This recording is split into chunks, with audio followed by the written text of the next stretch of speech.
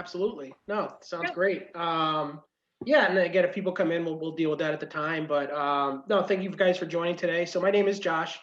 With Knowledge Matters, we provide virtual business simulations uh, for colleges and high schools. I mainly deal with colleges, and really what it does is it puts your students in a position of really running a business. In this case, they're running a sports franchise and running the facility, doing that and learning how the concepts that they learn otherwise in their sports management classes. It just uses sports finance because we get a lot of the finance aspects of it, and facilities and things like that. How all those kind of concepts are put into practice in a real world environment. So instead of just reading about it, they can see how those concepts are applied and the results, good or bad, happen after that. Let me share my screen with you here. I'm going to bring up a little presentation that I have that's going to give a little more information on the simulations. Then we can actually go through a whoop, that's not what I wanted to do. Okay. I don't use Zoom that much, so you'll have to bear with me um, on going through this. So just give me 1 second. Yeah, press share screen, and then you can pick which window you want to open. Yep. So I'll just do screen. That's a little easier. Just That's easier working, so that's great. Yep. Perfect. All right. So I want to put this up here. Why isn't it starting? All right. So this is I want this slide will give you my information if you want to write that down, my email, phone numbers, anything you want to get a hold of me if you are interested in learning more about this afterwards. So again, really, these simulations are there to have the students learn by actually doing things. So you can see on the right there's some screenshots from our simulations. So this is what the students see. They actually run the simulation forward, through the game. They see the game being played there. As you can see, people in the stands. They can see the parking facilities, the concession stands. And they're making the decisions, and all the decisions they make are going to play out. They're going to be played out on the screen here. So if they set ticket pricing too high, they're not going to see people in the stands. Or vice versa, and things like that. A little background on Knowledge Matters. We've been around since 1997, which seems like a super long time because that's the year I graduated high school, but it doesn't seem that long ago, but it really has been. We have high school as well as college simulations. We're in over 50% of the high schools right now, continuing to grow that. For our college programs, we have first one was a restaurant management one, which we still have. We actually just updated that. We also have principles of marketing, hotel management, and now sports management. That's just over a year old now. I think when I was down at the Cosmic Conference last February, before the world went to hell, this is one of the first places that we presented it at. So it was fairly new, and it's gotten a pretty good wide reception ever since then. We have partnerships with DECA, ICRE, and Marriott. So we have a lot of industry partners that use these simulations in different ways. And last year we had over $3.7 million, 3.7 million simulations delivered, and we were up, almost the entire time. The only time we're really down is for any maintenance issues. Otherwise, you're not going to have any hiccups running these through your classes or things like that. It's cloud-based, so it's 100% online. So wherever they have access to the internet, they're going to have access to be able to work on these simulations. So it doesn't have to be done in class. There's nothing to download. There's nothing like that. It's all 100% cloud-based. I would say here, it's a good bridge between textbook and lectures for your sports management. Really enhances maybe what you might be doing in class and illustrates it in a fun way for the students. These are the topics that we go through in the simulation. We go through ticket pricing, pricing strategies, event security, parking and revenue, all the way down through concessions. We actually get into player management parts of it. They're actually learning to run the team, because that and the big projects you see down at the bottom, general manager, these are larger project simulations that are going to be bringing the students, putting them in charge of the entire franchise for a season. And they have a profit goal to try to reach for the end of that season. So a lot of these are profit goals that they have to reach. So they have to worry about costs. They have to worry about, where the money's going. That's why it's used in a lot of sports finance classes. We also have a lot of reports within the simulation available, like income statements, balance sheets. So it really gives the students a good insight into not only, they can see, oh, great, we sold X many tickets, but they can look at that balance sheet or that income statement and really get into the business and how it all works. Because, personally for me, when I was going through classes in college, we really didn't see that. We only saw it in accounting classes, never in my marketing or any other types of classes where we saw how those marketing principles or management principles affected the balance sheet or the income statement, where the students are kind of getting all of that here. So it really gives them a good insight in how the business works when they get out into the business world. It can be used online or in class. Obviously, most colleges or most classes are online right now due to COVID. But even prior to this, when a lot of schools were in class, it's a great use for in class. It's very versatile. I often get asked, what is the best way to use this? And I say it really is, the best way that it works is whatever works best for you. So it's flexible in how you want to use it for your class. I have classes or professors that give it to their students completely as homework. They say, go ahead and do it. This is your homework. We'll come back and talk about it. Or they'll go through parts of it in class and have parts of it in homework. So it's very flexible in how you want to use it. As far as the professors goes, it really is there to help you. It can make your life a lot easier. It can reduce your workload. We have reading material in there. That's a chapter reading for each of the topics. So you can even get rid of the textbook if you want and use that. It does integrate with Canvas, Moodle, and Blackboard. And what the integration is really does is that it not only from the student standpoint, it creates a single sign-on for them, so they don't have to go through a separate website with a separate username or a password. But more importantly, from your perspective, all the grading that's done in here, which is done automatically. There's nothing you have to grade if you don't integrate it with it. But the grading, when the student submits a grade, gets pushed through to your grade book automatically. So you don't have to spend time transferring grades over, things like that. There's some discussion slides in there and teaching notes. You have all the answer keys or some other notes that you can talk about, the discussion questions with further notes on, the topics and things like that. And as I mentioned, automatic grading. It improves the students' engagement. We found the students are a lot more engaged because it's very visual. You'll see when we go into the demo. So it almost feels like they're playing a game. So instead of reading, a case study or textbook, they're actually physically doing it. And it's, not a competition per se. They're competing against the computer to try to reach the goal, but it does bring out that competitive gamification aspect of it. There are 4 steps to each of the modules, and each of those module is one of those topics that we saw in the previous slide. So there's the concept overview, which I mentioned, which is that short chapter reading. They're between 3 to 6 pages, depending on what we're talking about as the topic goes. And we did that on purpose, mainly because we know that students, especially the younger generation of students, when it comes to their reading, not comprehension so much, but attention span is very short. So we put a lot of information in the most concise way possible. So that's allowed some professors to actually move away from physical textbooks if that's something that you find works for your class. And more often than not, it ends up being cheaper for the students to have that than not getting rid of the textbook and just having our program in there. That's followed by a 20-question multiple choice quiz.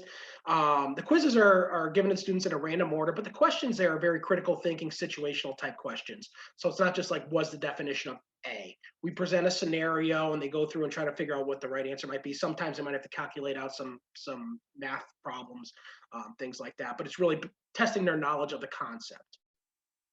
Then we have 2 parts to this actual simulation, the learning phase, it's an instructional phase, basically walking the students through a simplified version of what they'll see in the next phase. We have them do specific actions within the sim. They answer multiple choice questions based on the results of those actions. And we're going to talk about why things are happening the way they're happening. So it gives them a good insight into how the simulation works, the different tools that are available to them. So when they get into the challenge phase, which is that last phase, they're going to be able to have a good sense of the strategy they want to develop, because they're really on their own in that phase to develop a strategy, to make decisions, to try to reach a specific goal.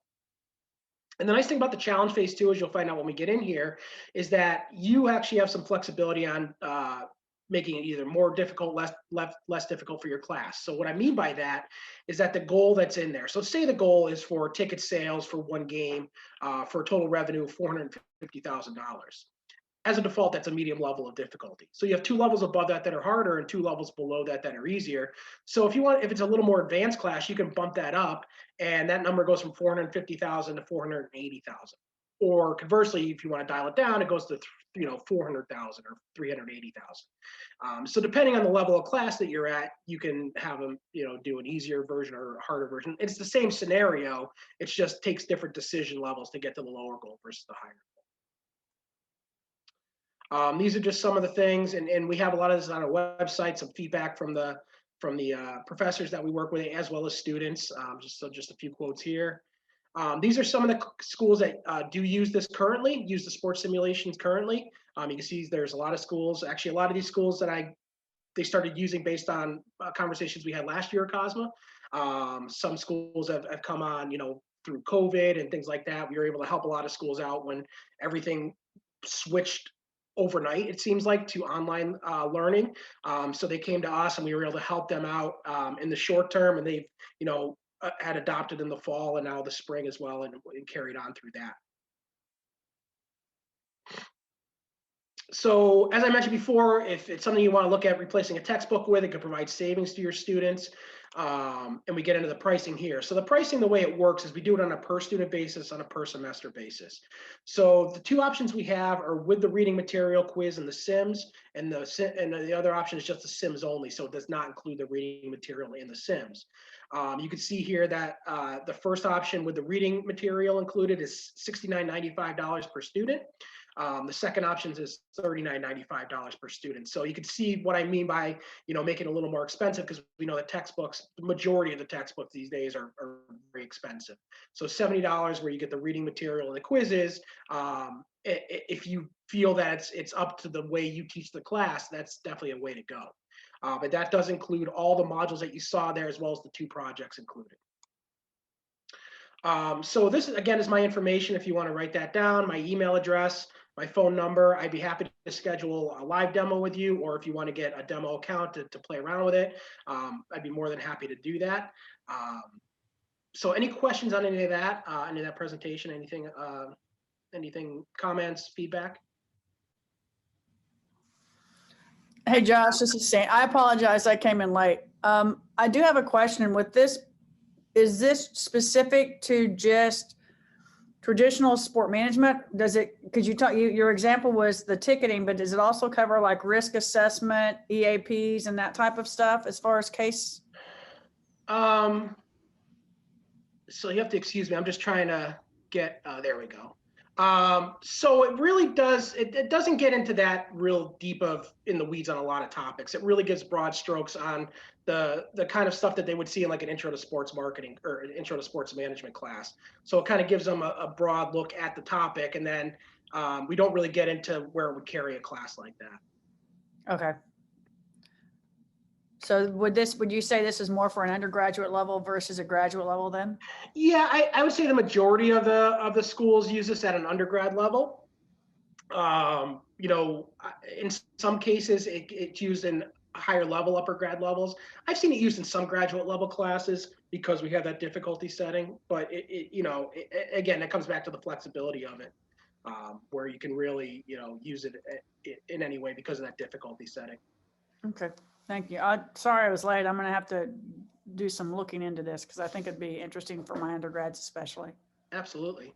And just so you know, that we have another person, and Sandy, what school are you with?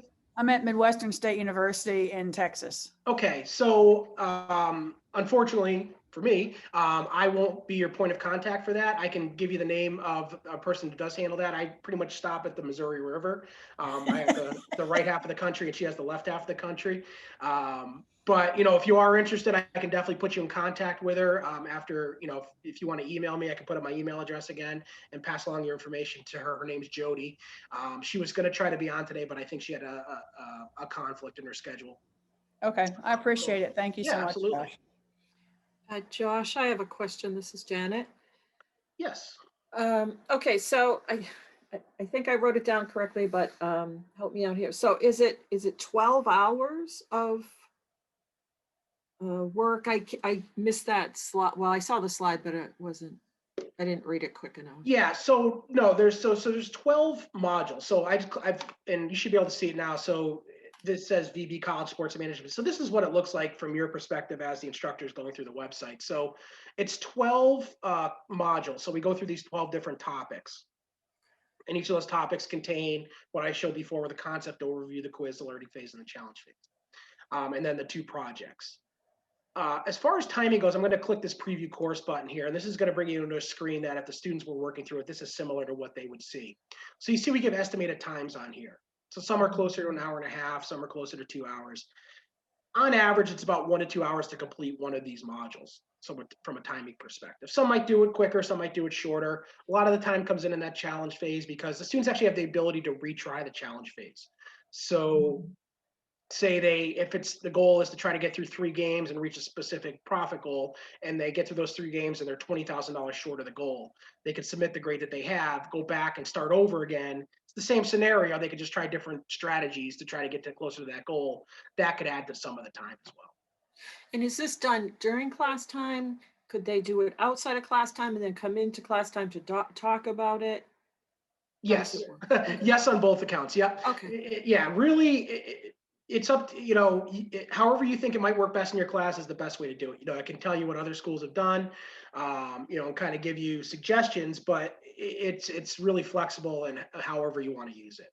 Because students, Yeah. as long as they have access to the internet, they have access to this. Yeah, I would just be concerned that if I ran every class with this, that they, might think I'm not teaching, that they're learning from online, and they don't like that.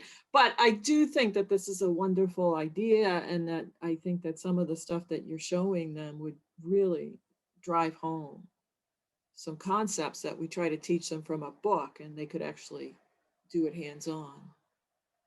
Yeah, absolutely. And a lot of the stuff, especially with COVID this past year, I've worked with some schools that I've actually, because of COVID, haven't been able to do internships. And they've actually used this to have the students give that students experience of working in the facility. And while it's not the same, being there hands-on, and doing sports internships might be a little different than doing some other types of internships. Because a lot of times you're either working the games at the school or at the local minor league team or something like that, where you're actually doing stuff. But from a management perspective, this is almost a little better because you're actually making the management decisions instead of watching someone else make the management decisions, and there's no real consequence, real world consequence for if you do something wrong. You can make errors and go back and see, okay, this didn't work, so let me try something else. So it gives the trial and error aspect of it. So. And if you were to get the Sims only, that means you don't get any of the readings or the quizzes. So how does the Sims only work? Yep. So on the screen here, so really when the students log in, what they would see, or if you're linking it to Canvas, Moodle, or Blackboard, they see links to these. So it'd just be the case briefing, which is an introduction into the simulation, and then the learning phase and challenge phase. So those can certainly be done without the concept overview quiz that we provide, as long as the students are getting that information somewhere else. Yeah, right. So if Well, you're I like going the over whole that concept in class and you just want those simulations to kind of augment what you're doing, that's how you would do that. Okay, great. Josh, I have 2 questions for you. Sure. The first one is, in these simulations, are there any kind of audio or visual components, or is it strictly by guide reading what's on the screen? So there's no audio components to it. It's visual and reading. So just to give you an idea, I'm just going to click onto the learning phase of the ticket pricing one, because it kind of shows you real quick kind of how the visual component works.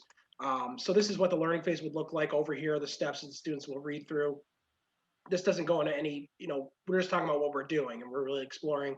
Economic theory tells us that lower prices mean higher demand and higher prices mean lower demand. So if we click to the next one, it's going to get into doing the action. So it's telling us here to click on actions and ticket prices. So you go up here and click actions, you click on ticket prices, which is the only one available. The rest of the items will become available in other simulations, but we just give the students what they need to complete the task at hand. So you click on the next game, September 10th, and then we're just gonna test the theory of the lower prices and what that does to a game. So you go in here and put $10. You set the ticket prices, so that's set for that game. And then what you do is click this start button, and this is gonna run through automatically to the next game. So as we get closer on the game day, you're going to see the stadium start filling up. And I'm just going to slow it down in this slide bar here so we can see it. And you can see different views. You can see people coming into the stadium. You can see the parking lot is full. When the game starts, you can actually see the concessions area, and people coming to buy concessions and whatnot. And if we go back to the stadium view, again, you can see the stadium is full. You can see the game being played. So I'll speed this up to get to the end, and then what's going to come up is a report that's going to show us how we did for ticket sales. You can see that we won the game. We sold out 100% of the stadium. Obviously, $10, that's a pretty good deal that people are going to jump on. and so on and so forth. So that's the visual nature of it. And then they go through and read these different reports that they have access to. They can look at the financial report, see how they did for that specific game.